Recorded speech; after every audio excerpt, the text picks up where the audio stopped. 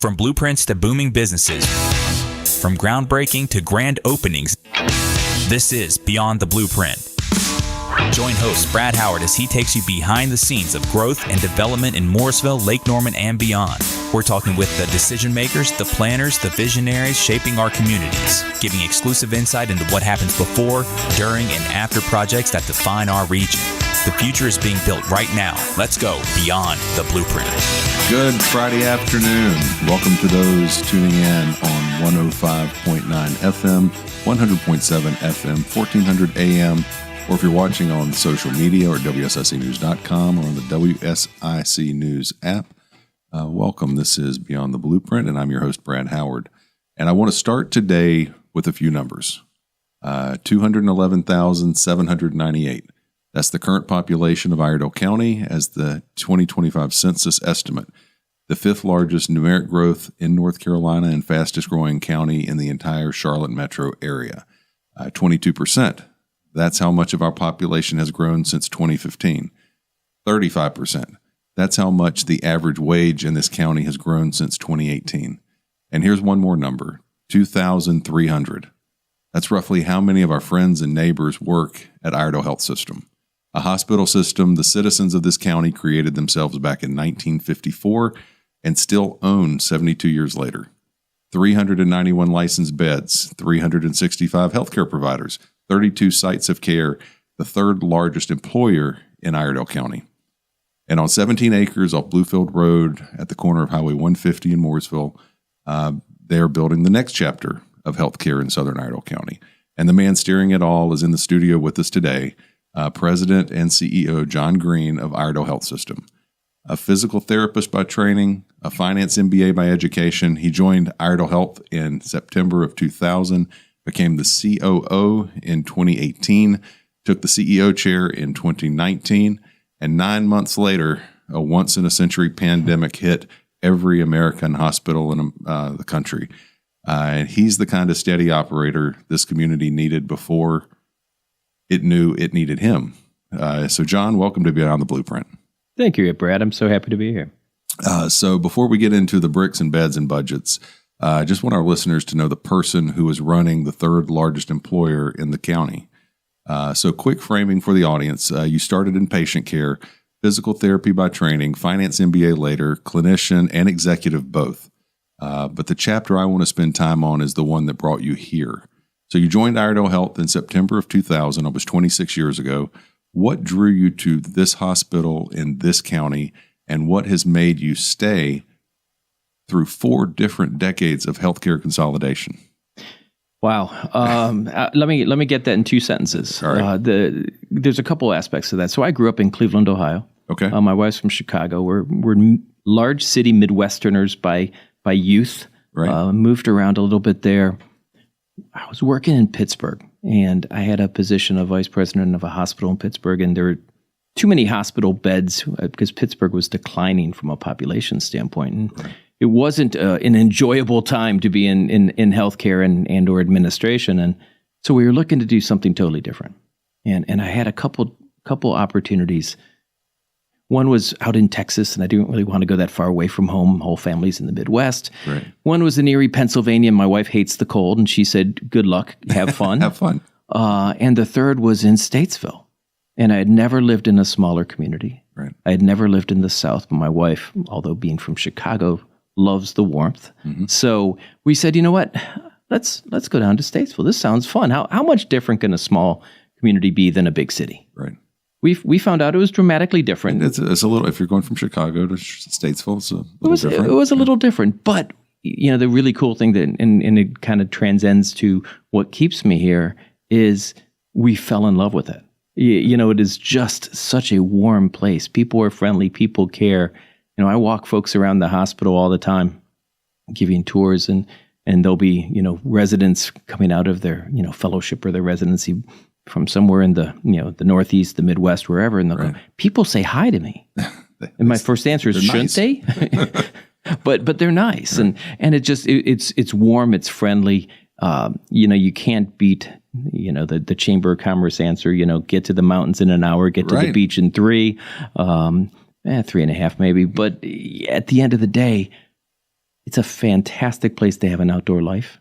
It is. And so that's really what has kept us here, along with the people, and just so excited to see the growth of the community. And you just described some really awe-inspiring numbers to hear how much we've grown. It's amazing just to think about that when you look back. I mean, I guess you could say it doesn't feel like it, but it does, depending on where you are. But just the growth here has been when I moved here, there were it was about 88,000 residents, I believe, in Iredell County. When I moved here, and now you have more than that in the Mooresville zip codes. Right. So I think on the last show we had the statistic is when I graduated high school in the 90s, the population of Mooresville was just under 8,000. So, and it's over 100,000. Remarkable. And it wasn't a lifetime ago. It was. So, but, it just feels like a lifetime ago. It feels like a lifetime ago. So, so where we're going from there, I want to talk about you and your role. So, the value of a CEO who's come up through the building instead of into it. So, in what ways, by you experiencing the jobs the way you did, how does it show up in the way your teammates experience? Yeah, I think there's two different directions to go with that, and both are pretty interesting. Growing up as a physical therapist, I have the ability to kind of,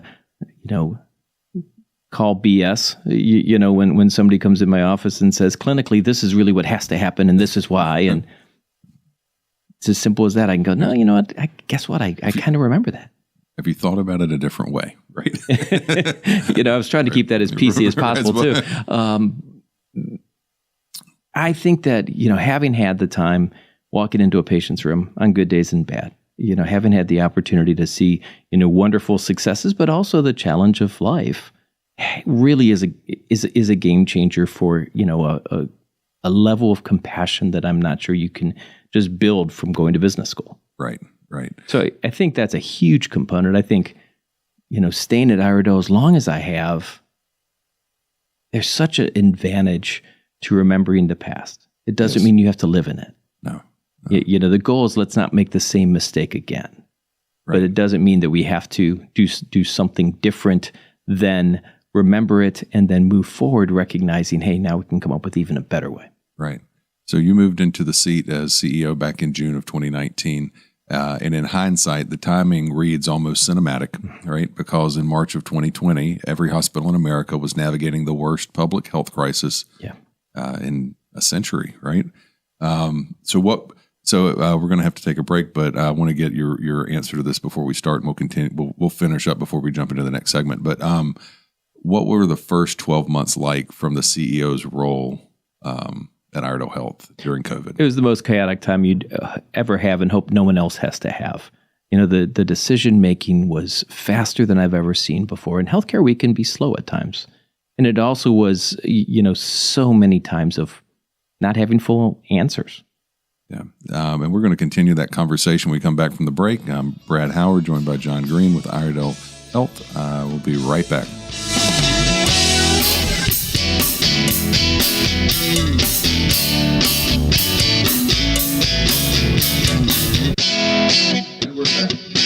Blueprint. I'm Brad Howard, joined today by John Green, CEO of Iredell Health, and we've been talking about his background and stories, but there's a lot to cover. We were just getting into the COVID part of history here in the hospitals.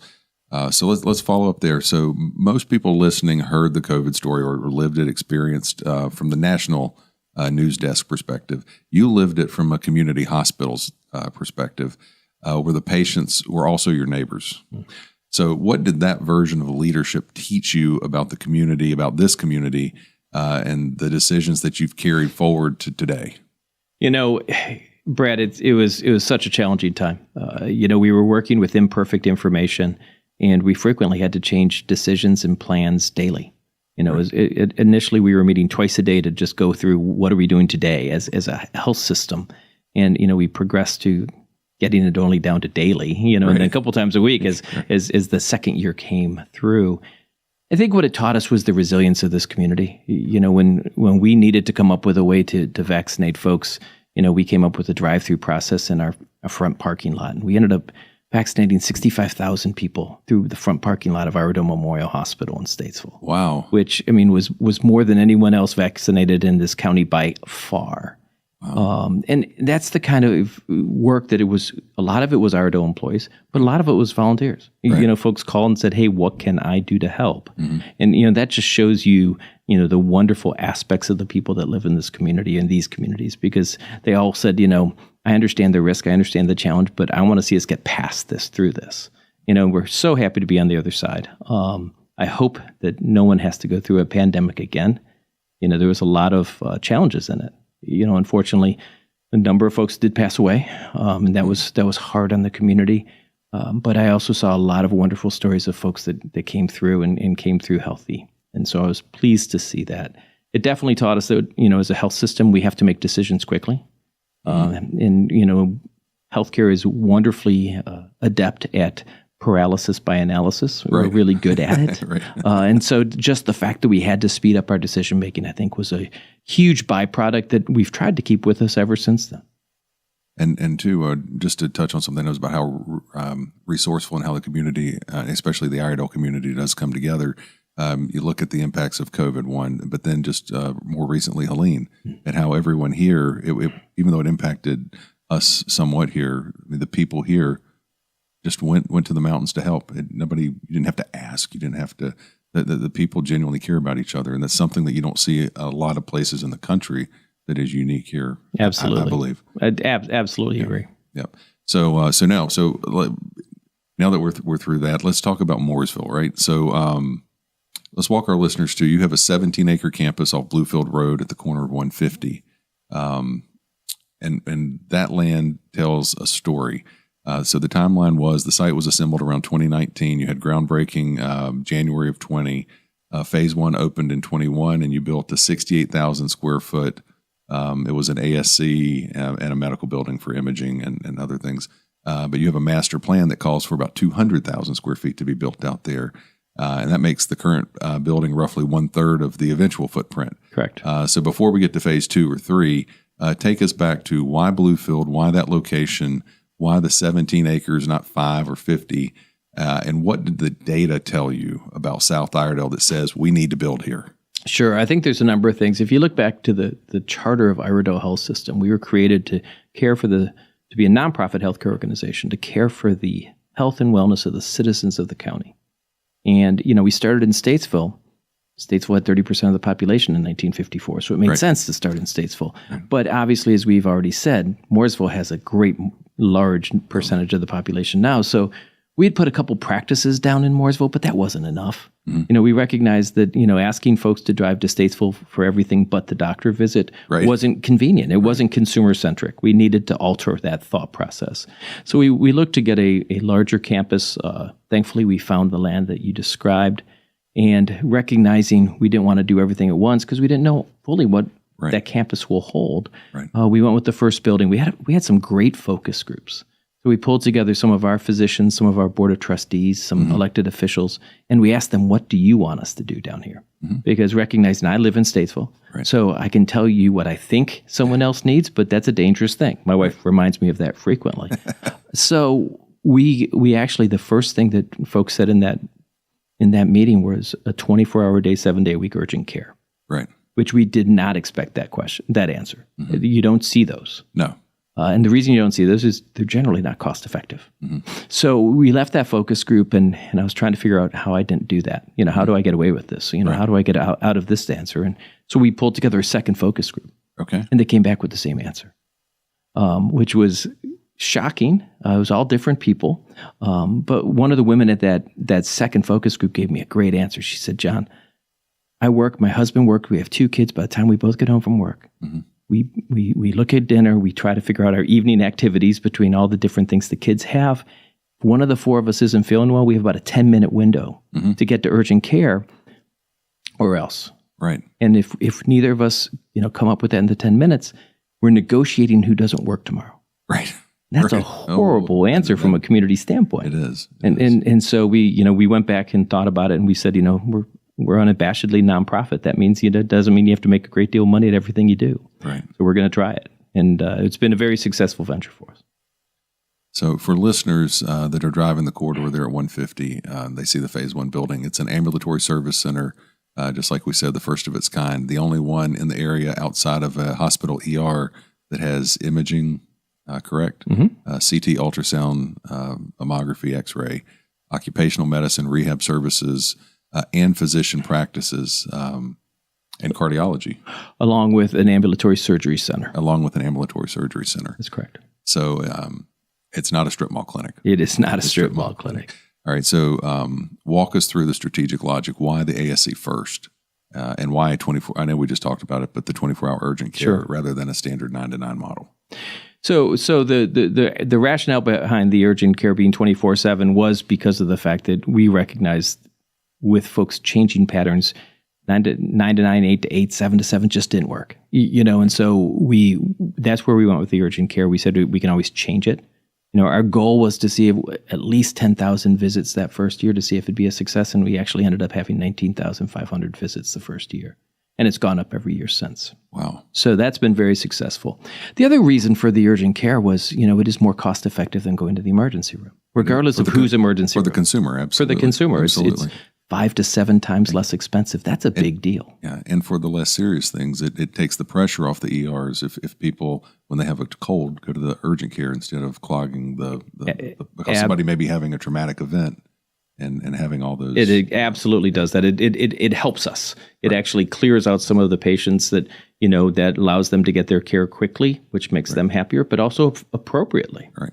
Ambulatory surgery center is actually a lot of the same thing. So, Iredell already owned an ambulatory surgery center too, actually in Statesville, but there were no ambulatory surgery centers in Mooresville. Okay. So for someone to have surgery at an ambulatory surgery center, they had to drive to Statesville or Huntersville. Okay. And when you look at ambulatory surgery, it's similar to urgent care and an ED. Right. A less severe surgery can be performed at an ambulatory surgery center, and it's much less expensive. Right. So that's a good thing for the community. So the opportunity to come down and provide urgent care and ambulatory surgery, so 2 more cost-effective opportunities for folks in this community, we felt was a great way to enhance the name of Iredell Health in the Mooresville, South Iredell area. All right. And now to make a connection for listeners, talking about rules and different terminologies that if you're not in this field, you may not know, but in the General Assembly, they've been steadily reforming the CON or Certificate of Need rules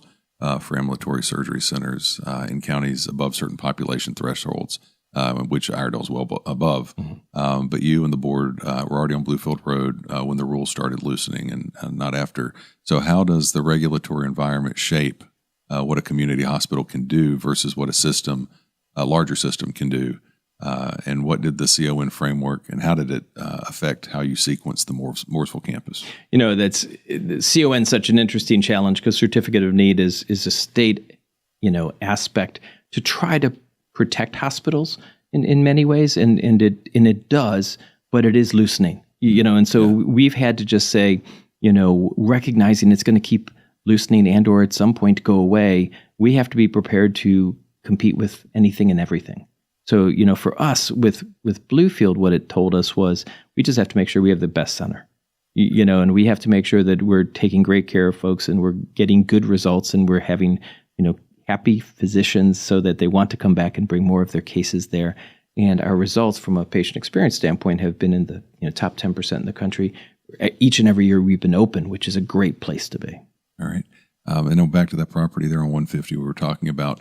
Phase 1's been open now about 5 years. Just, I guess, for nuance, what surprised you the most in its opening, or what issues? Is it busier than you had projected, quieter than you projected? What, I guess, hurdles or anything did you see along that process? I think the building, it always takes too long to build. That's just the reality. So, it actually came in on budget, which was very fortunate. Right.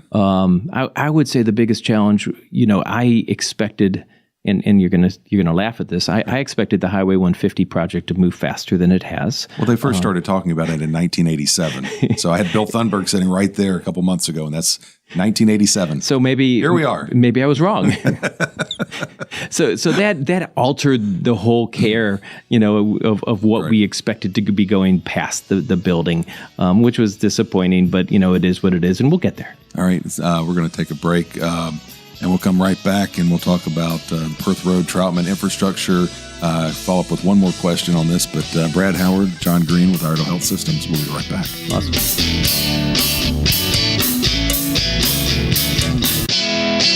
And we're back on Beyond the Blueprint, joined today by John Green with Iredell Health System. We were just talking about the ASC and all the medical service in their 68,000 square foot building on Highway 150 in Mooresville, exit 36. And we were talking about the 17-acre campus. Phase one's been open about 5 years, but when you look at the next master plan increment, what will people see on that campus? Brad, it's funny. We talked about the focus group. We just set the date for the second focus group. Oh, so it's coming up in July. And, okay. And so I really look forward. I'm a little scared as I was with the first one, but I really look forward to pulling together the community and hearing some input, because I think that is so important for our decision making.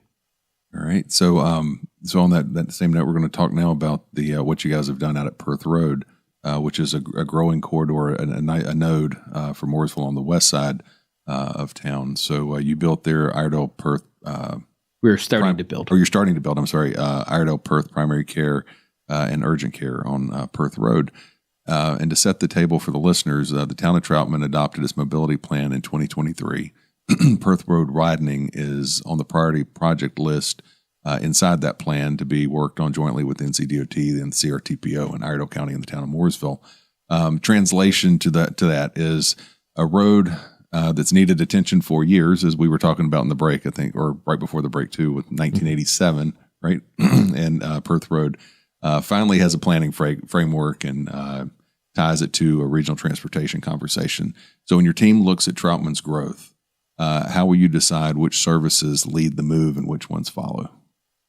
Troutman's an interesting challenge, because when you talk about Troutman, you have to talk about the water challenges.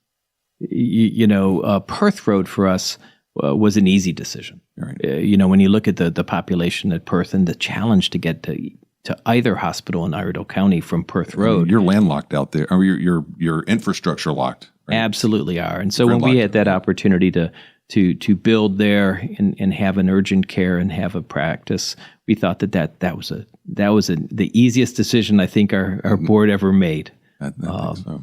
Moving up from Perth Road into Troutman, it's an interesting challenge for us. The population of Troutman is still more on paper than in reality, right. Although it's growing in droves right now. We had opportunity and we had some plans for Troutman that have been put on hold because of the water moratorium. Right. So we were looking at a couple buildings in Troutman that honestly we're just going to have to wait on. Right. And that's, while that's not ideal, Mm-hmm. That's just the reality of the challenges that the town's having right now. One thing we did recently do, though, is we had a diabetes center in the middle of Troutman, and we chose to move them to a location both in Statesville and in Mooresville. Mm-hmm. And with that opened up an opportunity to bring in another physician in. So we brought in a new practice, Family Care Center of Troutman. Okay. That will allow us to assist with the growth of the community in a time when we can't build, but at least we could manipulate some of the buildings we already had. Right. And onto that point, for folks that may not be local, may not understand, but all the municipalities in some areas are having issues with utility capacity. And Troutman especially has an imposed 35 months or 34 months left on their moratorium, something like that. So they're in a pause on growth right now. So until they solve the problem, and then, like I said, the others are as well. But it's all interrelated to that issue. But they'll get it all back on track. I'm very confident. No, they will. It will work out. This too will pass. We will be ready. We will be ready. So back to Perth Road. So the Perth Road widening question. So every developer in this county stood at a planning board meeting and listened to a discussion about a road that everyone agrees needs to be wider, and nobody has fully funded. So you actually have clinics, urgent cares, and patients on the corridor. So how are you participating in the conversations, or are you guys with DOT, the town, Troutman, Mooresville, everyone, without turning every patient into a political football. Right? That's the biggest challenge because, no one's going to disagree that folks need care where they need it when they need it. Yeah. The challenge is just trying to coordinate that with, the rest of the infrastructure. So, we try, we have good relationships with all of the municipalities. We try to have open relationships. And, while we don't go, beat the doors down with, the emergency needs, Right. we understand EMS probably helps us with that a little bit. Yeah. But at the same time, we try to make sure that we're doing two things. One, we're looking at where new populations are, and we're trying to make sure that we're providing care in those locations so that folks have the ease of travel. And then secondly, anytime we have the opportunity to talk to our elected officials, let's have that conversation. Just say, hey, here are our concerns. Right. And we've always been, very well received when we brought that to them. Right. And on that point, so from your seat, how connected are healthcare capacity and land use decisions in the county? Are local boards asking the right questions before they start approving new rooftops? So I think we answered that a little bit. Or do you think we should have more of that dialogue in the discussion? I think it's always helpful to have the dialogue, but it's such a interesting chicken and egg issue. Yeah, it is. You can't have the services until you have the people. And right. So I think both the school system and the healthcare industry have that challenge. Yes, that's what a lot of folks here don't understand is it actually the roads, the schools, everything has to break before they have the money to fix it. That's right. I mean that's sort of the dumbed down way to put it, but yeah, it's very frustrating. I know that. So North Carolina Healthcare Association reported that hospitals and health systems generate 268,000 direct jobs in this state, about $40 billion of our GDP, and your top three employer our top three employer in 45 of 100 counties. In Iredell, you are number 3. So what does that mean for a county when its hospital system is also its third largest paycheck? What responsibility does that put on you that a private equity-owned system would probably not carry? First and foremost, we care about our community. We've been here for 72 years, and we're not going anywhere. So, that's a huge component, and I take the fact that we're the third largest employer very seriously. Yeah. We appreciate the opportunity that we've continued to grow to get to that point and want to keep growing and caring about our community. We try to put everything we can back into the community. All the funds that Iredell ends up with at the end of the year stay here. Right. It's one of the advantages of being an independent hospital. Right. Which many hospitals don't have that fortune anymore. Right. So occupational medicine. So you opened up occupational medicine in the Mooresville campus with this much industrial and logistics growth in Troutman and Mooresville. Is occupational medicine going to matter more and not less with all this growth? And how does that book of business grow? How is it growing, and what does it tell you about the shape of Iredell's economy? It's been a great business for us. Partially because it's also tied to a 24-hour a day urgent care. Right. So if you have an employee that's injured in doing the night shift at a factory, if it's doesn't deem emergency room status, it can come to the urgent care. Right. And that's a big difference. So I think occupational medicine has been a great opportunity for us to try to take care of the folks as close to home as possible, whether it's at their clinic or, their factory or at our clinic. We were going to continue to see growth there. We have, because you're just continuing to see a growth in all of industry in this county. All right. And this is more of a developer question. Sure. So if you were in my chair as a developer, right, and you're pricing out a 200-lot subdivision or a 100,000 square foot industrial building in Troutman or Mooresville, what question should the development community be asking you to help make sure our project's penciled, to make sure that we're creating an environment or whatever the use is that we work in synergy together? So, do developers come sit and talk with you, or not very often? But what would I say to that? I would say that what is the access to good quality healthcare? What are the how do you show your quality? What are your leapfrog scores? What is your star rating? What are the different aspects that external groups are saying are your quality measures? Do you have capacity? Right. Are you always full? Does the emergency room have a 2-hour wait? Or is it seen that the patient's seen promptly? What's your time from coming into the hospital to leaving the hospital? All important things. So all good questions. And we're going to come back. We're going to talk about the impact of regulation and independence. So Brad Howard, Beyond the Blueprint, and joined by John Green with Iredell Health Systems. We'll be right back.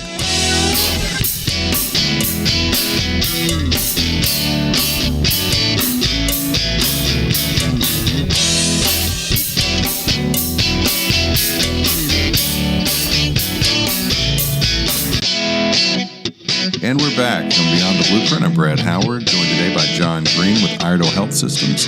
And so, John, this is the part of the show where we want to widen the lens a little bit. So let me restate what we've talked about. So you have 2,300 plus employees, third largest employer in the county, 391 licensed beds in the county, 365 healthcare providers, 32 sites across the county, and 800 plus or minus healthcare students rotating through your facilities.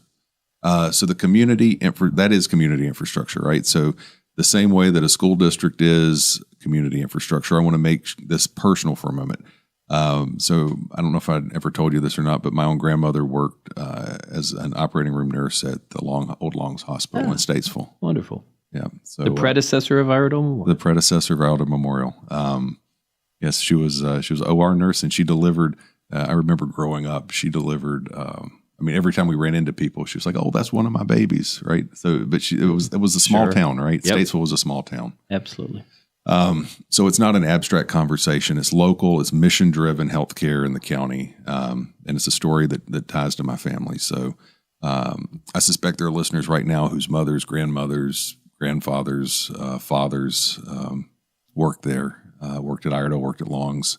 So when a county our size keeps an asset like this in local hands, 72 years and counting, since 1954, and then going back to the Longs Hospital back in the early 1900s, 1905, what does that continuity buy us as taxpayers that we otherwise would have to import? I think, to me, the value of an independent hospital is, there's a consistency to it, right? You've described the consistency. The consistency is the ability to not see rapid change for the sake of change. Right. We've tried to, build a good product, a good product caring for our neighbors or friends, our loved ones. And it is different. I was just at our orientation this morning and, talking to our, new 30 employees this 2-week period, and talking to them about the fact that you're not treating a number, you're not treating a diagnosis, you're treating truly your neighbor. Right. That is a difference. That's meaningful. I think that over the years we have been able to maintain that focus, which has helped us, and it helps the taxpayer from a balance standpoint, because of the finances all stay here. Right. If we have the opportunity to have a 2 or 3% operating margin, which is pretty common in nonprofit healthcare, those funds don't go to, Charlotte, Winston-Salem, Nashville, Dallas, wherever, and you have to ask for some back. Right. They stay here in our community, which helps us then to build the next building on Bluefield Road. It helps us to decide what else do we want to do in Troutman or in North Iredell or in Taylorsville, if you want to go into Alexander County where they don't have a hospital.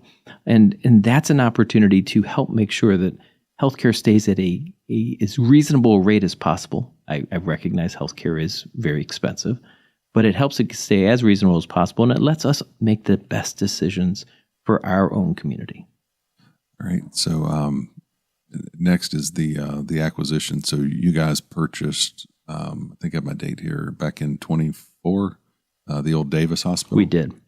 What is the use, or what is the plan for that facility? Sure. So that facility is about 40 years old, and unfortunately hadn't been updated for all 40 years. When we had our first mechanical and engineering team go in and look, they kept telling me things were 43 years old, and I finally said, "What was 43 years ago?" What was 40? And they said, "It was built." And I went, built. "Oh shoot!" So everything was. Yeah, there's a lot of original equipment in that building. Oh wow! So that was a challenge, but we had the ability back in 2024. We learned that Community Health System was more than likely going to close that facility, And, as a local nonprofit, the last thing we wanted to see was 42 behavioral health beds go away. No, we don't have enough. Desperately needed. Don't have enough in the community, in the state. So, we contacted Community Health when their other deal had fallen through and said, can we purchase just Davis, recognizing the Federal Trade Commission might have a problem if we tried to do more than that. Right. And so then we got that opportunity with a wonderful clause of you have to do it within 90 days. So we bought a hospital. So in you had 90 days to complete the purchase. We wow. Did. And so we got it done. Right. What it did was it saved those 42 beds. It saved those 100 plus jobs. Right. And those 42 beds turned into about 13,000 patient care days. So that's patients that would have not had a place to go. And interestingly, those individuals came from 67 different counties in North Carolina. Really? Yeah. So this wasn't an Iredell County issue. This is truly a state issue. Wow. So that's why we did it. So what are we going to do with it now? Right. Right now, we're working to renovate the building. As noted, it's got a lot of original equipment. 43 years or so, yeah. So we got a little bit of work to do there. But as we continue to do that, we have the license for the acute care beds. Okay. We are not currently using that license. It's dormant from a state standpoint, and we're keeping it dormant. We obviously want it. We want to have the opportunity to grow, whether it is at that campus or somewhere else in the county at the right time. Okay. But right now what we're looking to do is we're looking to continue to enhance the behavioral health services. Okay. One of the things that we realized from a behavioral health standpoint, the inpatient left after their stay 7, 10, 14 days, and they're supposed to have a 7-day follow-up. Well, the outpatient behavioral health clinicians were 3 to 6 months behind. So you can think about this, that somebody comes in, they're starting to feel better, they get discharged, then they can't have a follow-up. So they have behavioral health issues, and then they're supposed to have follow-up care, but there's a 6-month wait. Right. That just doesn't work, right? It doesn't compute. I mean, what can happen? Right. So you take away all the advantages of that inpatient stay, and so while we have not gone out to the public with these visits, what we have done is we have started an outpatient behavioral health clinic for those patients leaving. And, at this point, it was a pilot project we started in January, and we are up to probably about 100, 110 visits at this point. Almost 90% of those folks show up for their visits. Wow. That's a wonderful. That is amazing. That's a wonderful rate. And you would not see that in many circumstances. So we're pleased at that. And what we want to do is continue to grow that business. We recognize behavioral health has such a need. The other thing I would mention is, we started an internal medicine residency program, so for training physicians at Iredell Memorial Hospital. Last year was our first year. So we became an academic medical center, a training hospital at that point. Oh. And we are currently looking to see if we can do the same thing at Davis for psychiatric residency. That would be amazing. It would be. It would be. I look forward to telling you that we have that accomplished. All right. So on that, so we'll talk about recognition. So in December of 24, Iredell was named Leapfrog Top General Hospital, one of 9 in the state of North Carolina. Then Business North Carolina Magazine ranked Iredell Memorial among the top 25 hospitals in 25 and 26. So for our listeners, that's an independent third-party validation that the quality is real and it's not just marketing. So what does that recognition translate to for a patient walking into your ER in Statesville or tonight or Tuesday night out? Sure. I think as an independent hospital, that's a really important thing. Right. If you're in a group of 10 hospitals or 20 hospitals all owned by the same company, you can be ranked within those 10 or 20 hospitals. Right. We don't have a ranking system. You're standalone. Yeah, we're one of one. So I guess we're already first. We're already last. But I think that, we look to external rating systems because it tells us, we might have an opinion that we're doing good on something, but we want to hear it from a third party. So we're always going to push to ask and hear third-party results. What that means to the general public is just that. It's not us saying we're good, but it's somebody else saying we're good. All right. So I'll ask you this. So you have an audience right now of homeowners, business owners, parents, and a fair number of decision makers inside of Iredell County. So what is the simplest, most concrete thing they could do this week to support a community-owned health system like Iredell for the next 70 years? Wow. I appreciate that opportunity. I think one of the great things that we say about having an independent health system here is we want to give you choice. It isn't about eliminating competition or impeding competition. We talked CON for a minute, but really it is we're there for you. We're there in this community. Our goal is to say, if you have a need, see if we can provide that answer for it. I'll bet you we most likely can. And then give us a chance. Give us the opportunity to show you how good we are, how warm the local hospital system can be. All right. And I'll give one more question here, and then we'll close. The one thing you would want your team at Iredell Health to hear from you on the air today. Wow. Thank you. You have to thank a healthcare worker for the challenges of what they do. When COVID hit and everybody was building offices in their basement, our folks were getting in their car and driving to the bricks and mortars of the health system, not knowing exactly what the future held. And, when you're open 24/7 and you're taking care of your friends and neighbors, you have to take care of the folks, recognizing that they're giving up a lot of their lives to do that. And so thank them for everything that they do each and every day, 365 days a year. All right. Thank you so much. John Green, President and CEO of Iredell Health System. Thank you for the work. Thank you for the visit. Thank you for all that you do. This has been Beyond the Blueprint on WSIC. I'm Brad Howard. We will see you next